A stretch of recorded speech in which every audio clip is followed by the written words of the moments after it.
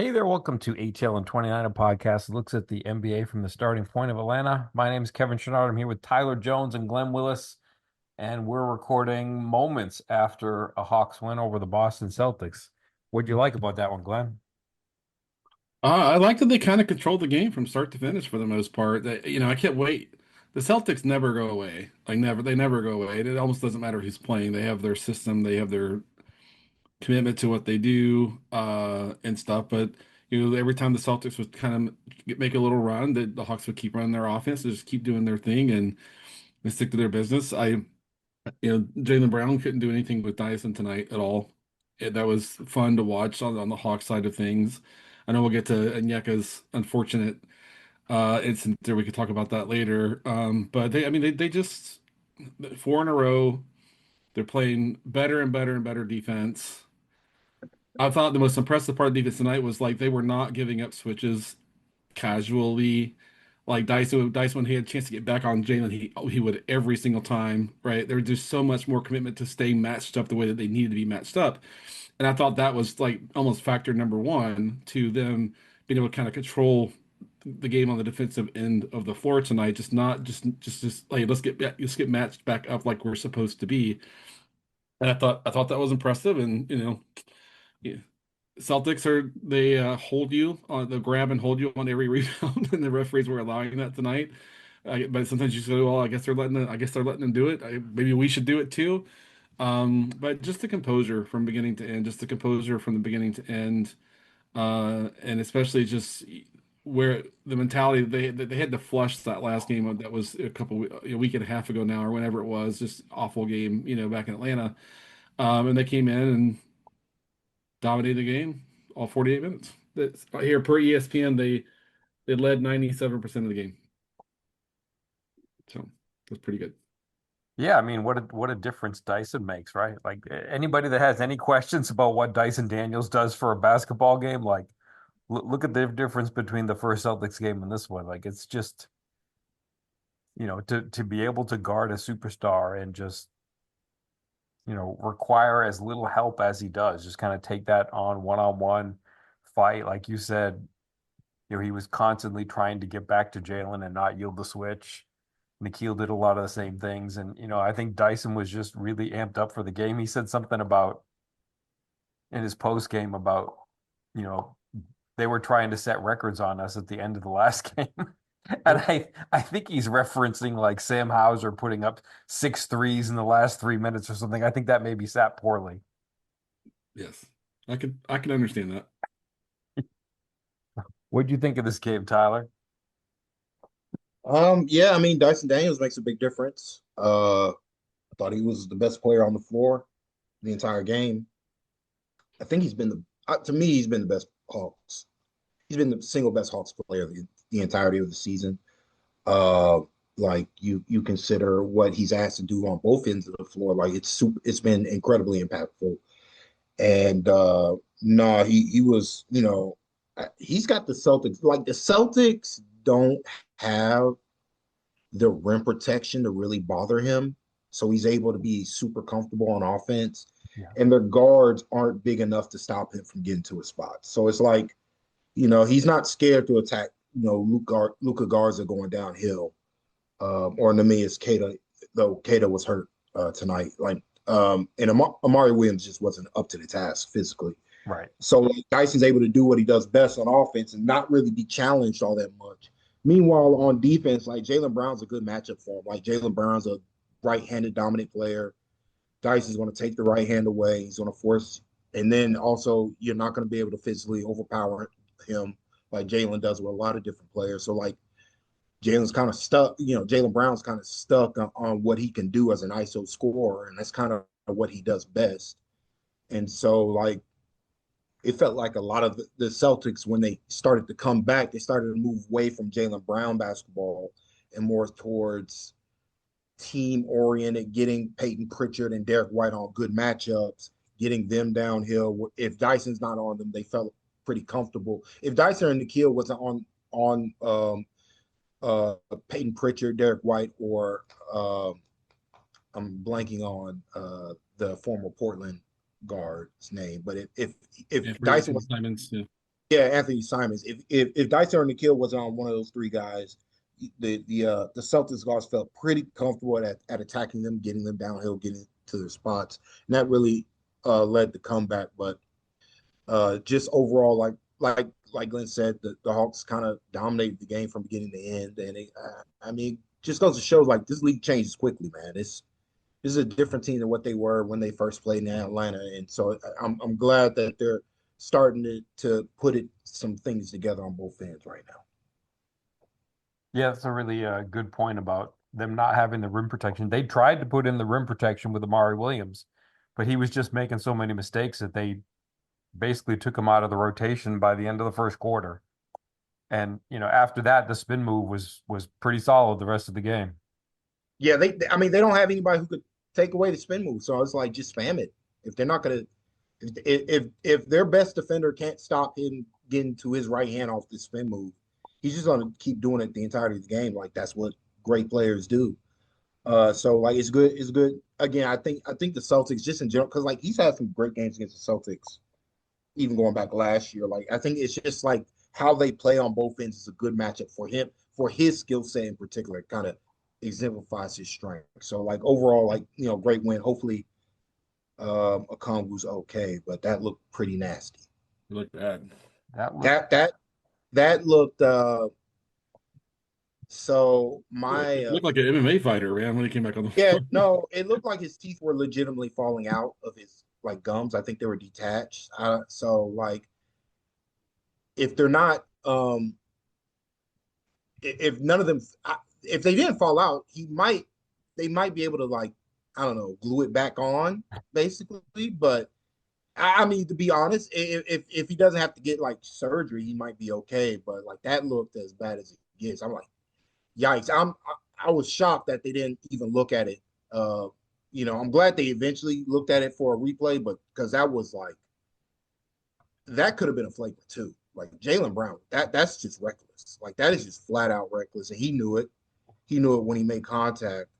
I thought that rose to a level of flagrant too. You can't just like he came down on a taller player. Like that's unacceptable.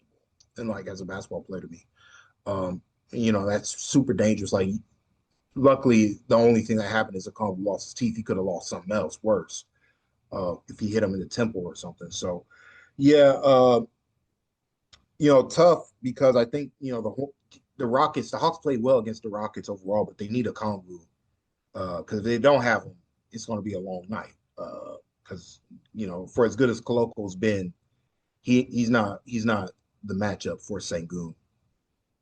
no, and it's not that it makes it any better, but you know, they could try to get Asa Newell into town just for the sheer number of bodies, like, but that's not an easy task. Like the game they played last night was in Los Angeles. I don't know if they've traveled to San Diego yet.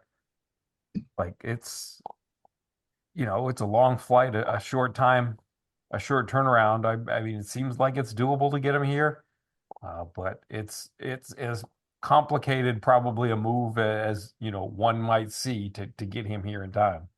Yeah.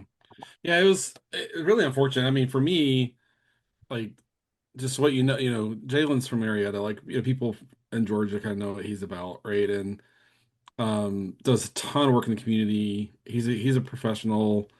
It was reckless, but they were very there's no space for him at all, and he still needs to own the result of what happened there. And I'd like to like I have no doubt he probably went and checked on Onyeka after the game. Just that's just It wasn't malicious. I just think it was reckless. I just think yeah it's a yeah reckless play, yeah and stuff happens, but it's like he's not a guy that's gonna go out and look. I mean, you if I watch Zach Collins do that, I have no margin for any sympathy for that kind of like there are other we could go through a whole list, Kevin, of product leaders and stuff. But for me, it's like the space is very, very tight, and but it's still like you gotta be careful, and I'm sure he feels bad. But like I said, he does a ton of good work in the community. He's just total stand-up guy. He's a pro, not looking to hurt someone.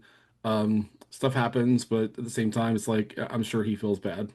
I have no doubt he feels bad for kind of the way that it's going to impact Onyeka. I have no idea. Like So you have to have dental surgery tomorrow. He's gonna have to wear a face guard the whole rest of the season. It's hard for us to kind of guess at what the rest of the season can look like for him with how bad his face looked when he came back out on the court. And I was surprised he even came out to shoot the free throws. I was like, man, so hopefully, gets the best dentist in Atlanta or whatever, and can get himself fixed up. I'll be surprised, frankly, if he plays tomorrow. If that swelling probably not coming down yet and things like that. So makes tomorrow's game harder, but I guess takes a little pressure off that if you won four in a row, you can go in there and still try to put up your best effort without him if that's how it ends up being. Yeah, I mean,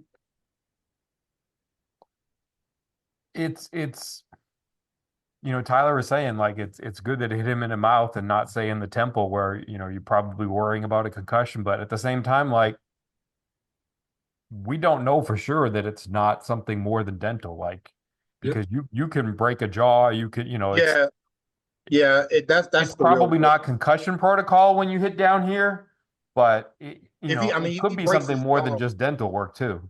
if he breaks his jaw, that's a serious problem because like then he's gonna have trouble eating and like he can lose a lot of weight. Like we saw what happened with Darius Garland the year he broke his jaw, like he was never the same player.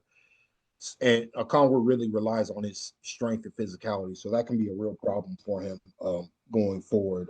But yeah, we'll see. We'll learn more tomorrow probably about Okongwu's status and go from there. But like, yeah, they're gonna in the interim, Coloco's got to step up, Mogay's got to step up. I think that's one thing I do want to criticize a little bit.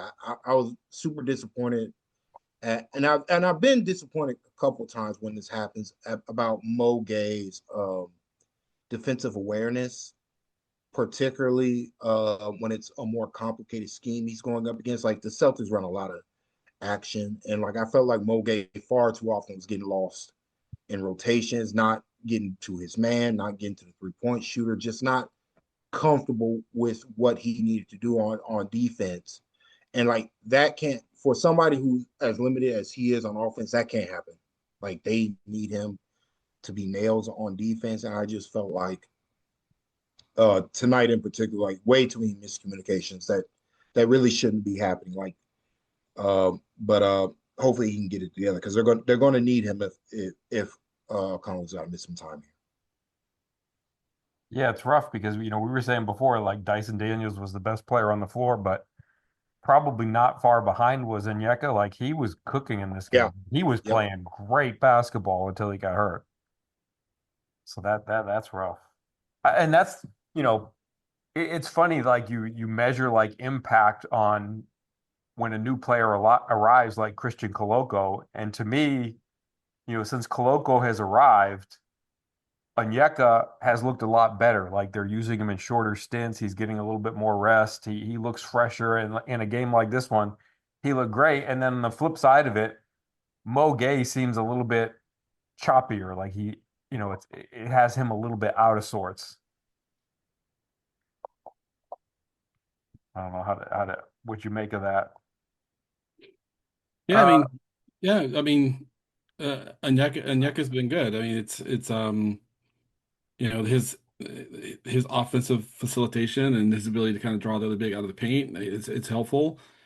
And it helps Dyson a ton to have more space to get to the rim. CJ gets in there too. Uses that to get in there sometimes too. So I know Hawks fans are like, we need a bigger center, and there are games where the matchup defensively is an issue, right? But if he's giving you more on offense, then he's kind of taking off the table on defense. And when they're able to switch 1 through 5 and do things like that, Nyeka's solid. Like he's good in that sense, and he's done better at scram switching and just communicating and organizing, and he's done a lot better in that area. I thought Coloco struggled tonight with the kind of the officiating baseline was a little bit of a moving target the whole game. I thought he struggled a little bit in that sense, but I think that's the reason why he didn't play as much in the second half. And Quinn was like, well, they're going to go smaller and play 5 out, so we can tolerate going a little bit smaller and playing 5 out ourselves on both ends of the floor.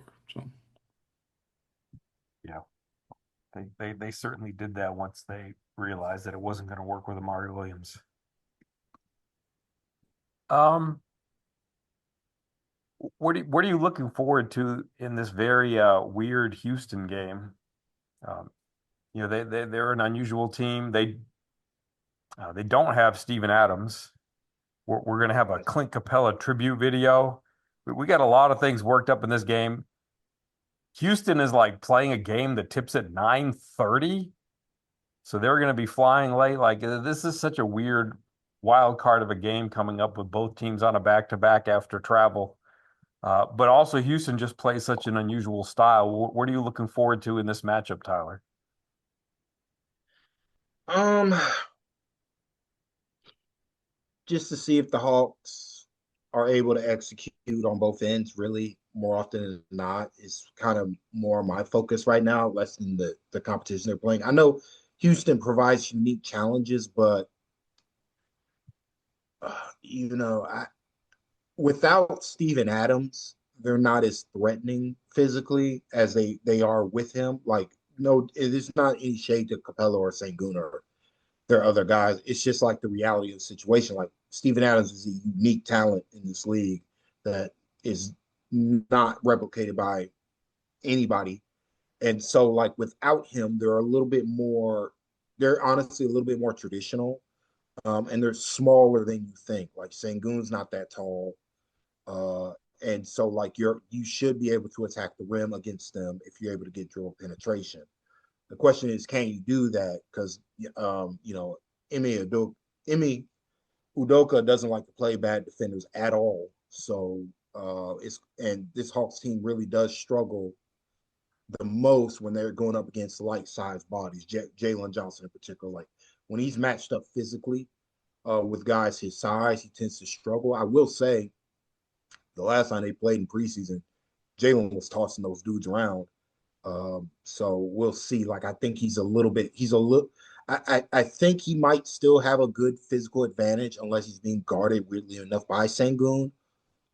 So like it might still be good, but then well, the defensive end, it's gonna you know what the Rockets like do. They like to play for offensive rebounds. You gotta shore up your defensive rebounding principles, and you gotta attack the ball more than box them out because you're not they're a little too strong to be playing box out games. You're just gonna have to attack the ball at the top of the air, uh, and go from there. But like I'm it should be a fun game. Hopefully, um, they're able like the Congo if the Congo is missing time, it's not such like a devastating.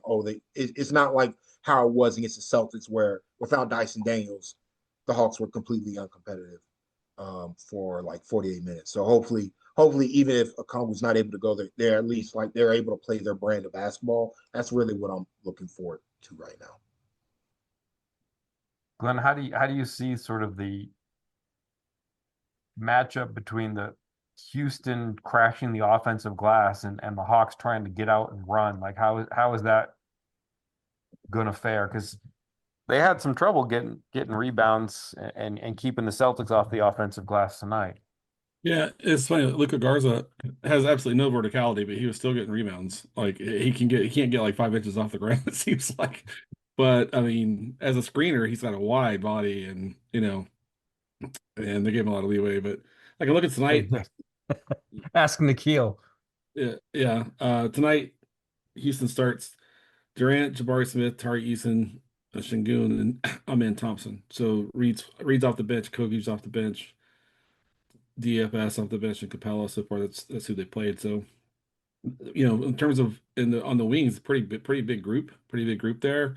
Is it Amen that takes Jalen, or is it Tari that takes Jalen, or do they take turns, in that sense? So it'll be interesting to see the way they match that up in that sense. Not really a point guard there, so but they play through Şengün. Şengün kind of plays like a point center in a lot of ways, and so he creates a lot of challenges. He's a great passer.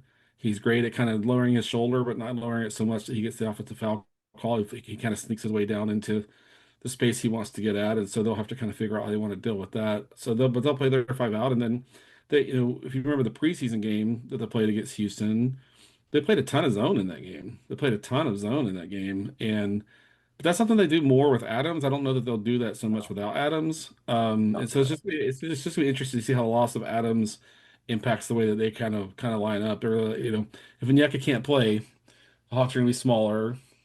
And does Udoka think, okay, we're going to lean into our size and physicality because they believe in that, absolutely believe in that they can kind of push teams around, or does he think, no, we need to be able to play faster with them? We know the Hawks are trying to get deflections, steal the ball, jump passing lanes, grab the ball off the rim and go.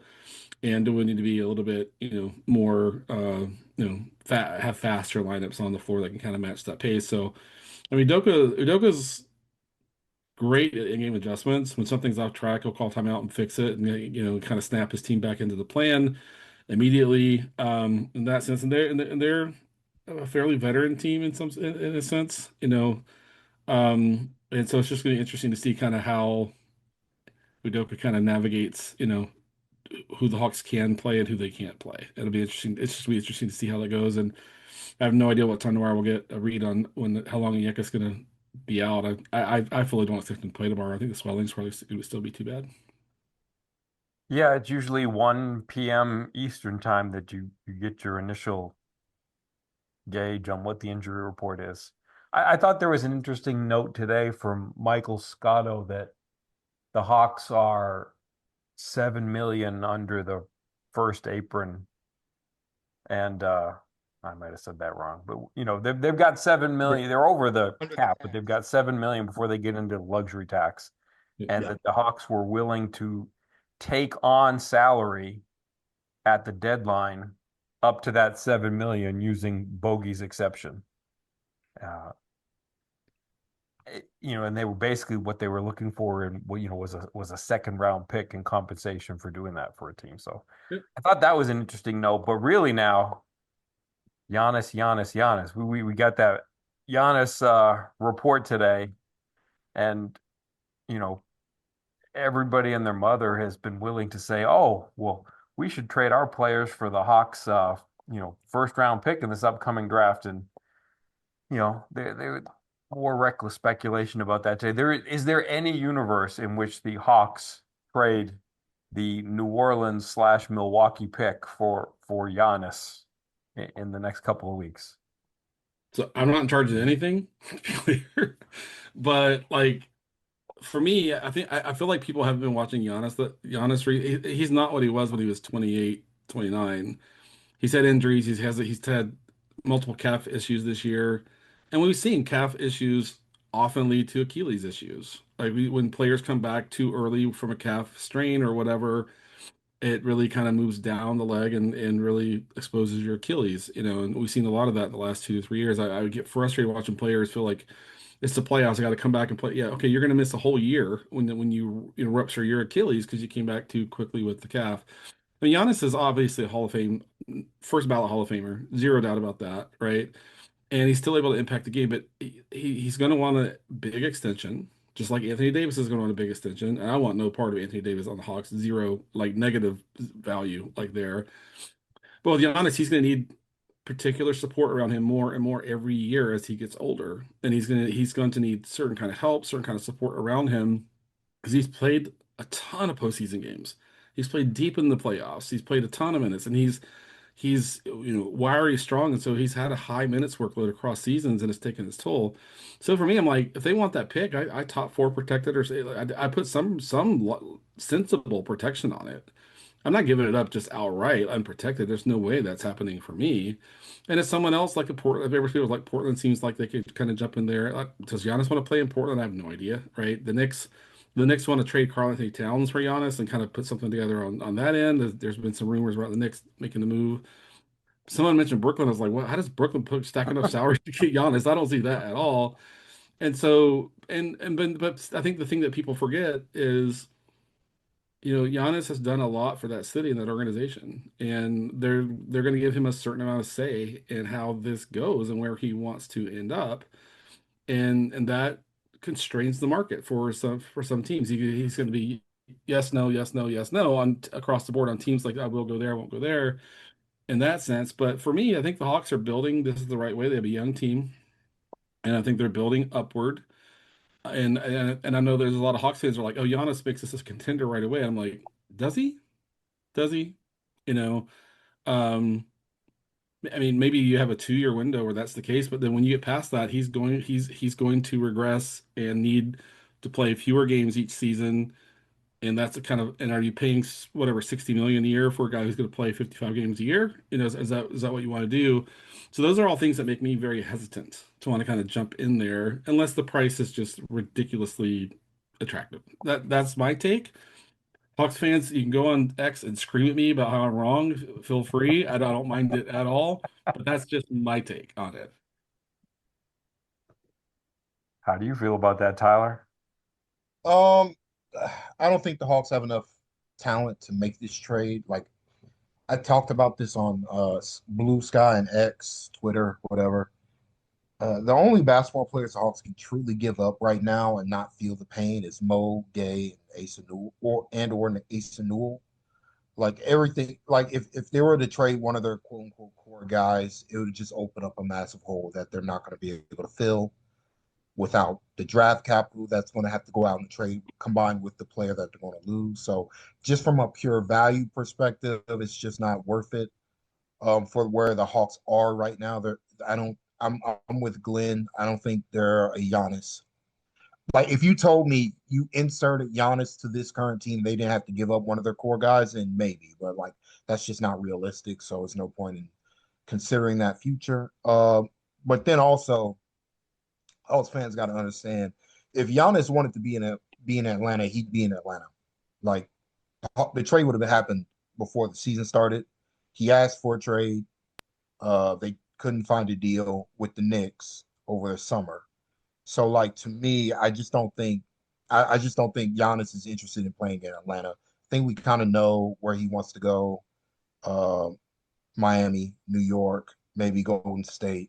It's probably the three teams. He's trying to win a title, combined with play in a city that he wants to play for. So I just don't think the benefit of the Giannis trade is that the Hawks pick just got a lot better. Like the odds of it being a great lottery pick, that's the value of Giannis being traded, not the player itself. Because again, combined with his age as well, like he's 31. This team is not, they don't have enough veteran talent right now.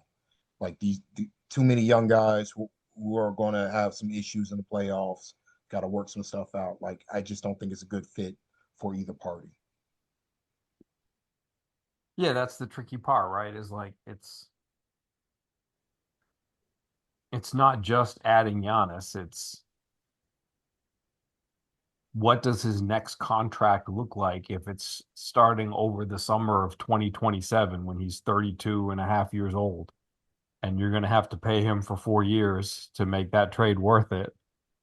And it's going to be a 4 year, $250 million contract. Like that's not, I don't know. To me, I think that's probably a mistake contract if you get stuck with it. I mean, I'm not. I think he might because like he is, even though he's lost some juice athletically. I feel like he's playing some of the best basketball of his career. Like more on like his floor game is so much better than what it was even like 3 years ago. Right now, but again, like this Hawks team, I just don't. I don't see like the value on either party. Like I don't see the Hawks. I don't think trading for Giannis guarantees them being a contender on their like. I think it makes them a worse basketball team in the short term. And so then it's like, okay, you just made yourself worse. Then you got to find more. Then you got to replace the pieces that you lost. Are you are you able to replace your starting small forward if you have to trade him? I don't think so. Are you going to trade Jalen? That doesn't make sense on the type of contract that he's on. I just don't think, like, to me, I just don't think, like, each party wants what the other currently brings to the table. So, like, I just don't see a deal realistically being available. Okay. Is there anything else that you want to see happen at the trade deadline? I mean, For the I Hawks, honestly think it's just going to be opportunistic. I think if you can yeah. add a couple second round picks just to kind of get more draft capital there, and maybe if you're maybe depending upon where the second pick lands in the first round, and if you could take a second round pick and slide up one or two, think he's just gonna try to add to his draft capital if he can, and take a contract off another team who needs to get under the tax, stuck under the tax. I think he's just gonna try to kind of build some maneuverability there. I mean, I don't, the big unknown is when is Kristaps going to play again, and how often how frequently can he play, how reliably can he play? Um, I mean, Cloak will take some pressure off there for sure because he's been, plus, generally speaking. And maybe that gives you enough, but when you get the playoffs, man, you're gonna need Kristaps every game. Like, and so if the plan is sit another month, we're gonna try to win without you for another month and try to kind of get him to a point where he's gonna be able to play in the playoffs, then that's it for me. I mean, they have another small forward that can shoot now. They still have too many guards. It's good that Quinn's not playing Veet in the second half now. I'm glad Veet made a three tonight. Happy for him for that. Had no nice little play in the lane, but the defensive structure of him playing with CJ and Luke is just not viable, in most cases. As much as Veet gave him the first half of the season. So I just think Conti's going to be pretty just opportunistic, and if he can add two second round picks, helping teams duck the tax, and that gives you something to throw in. And if you want to move up three spots in the first round, wherever your second pick lands, for example, then you have something to work with to move up. And I think that's my guess of what he's looking to do, but that's just my guess. Tyler, you started to say something. Did you want to? Or No, I mean Glenn pretty much nailed it. Like, okay. yeah, opportunistic.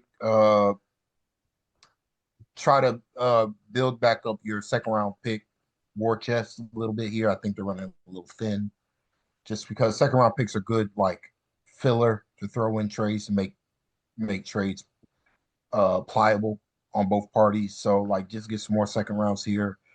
Don't take, but to me, I'm like, save your salary for the off season. I'm not interested in any contract extensions, unless it's for Luke Kennard. Like that, I would be interested in doing that at a reasonable number. But if that's not there, then don't worry about it.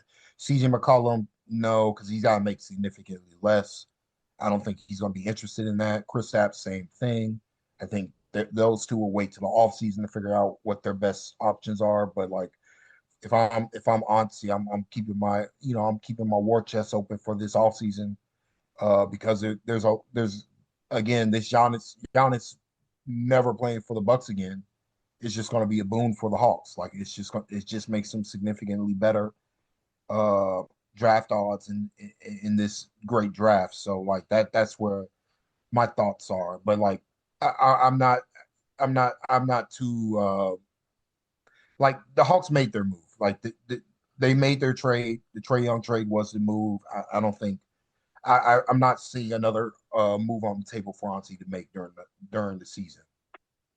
Right. Yes, I mean, So, oh, yeah, really quick. CJ's making a lot this year, but go past this contract, he's kind of a mid-level exception level guy, right? Yeah, He's he's not more level than plus. that, right? Yeah, Yeah, I mean, and Luke's not far from that too. And so the Hawks can say, okay, CJ and Luke, we're gonna deal with you at the end of our work. We're gonna go see what we can do with the cap space we have if we're not gonna bring Chris Steps back, etc.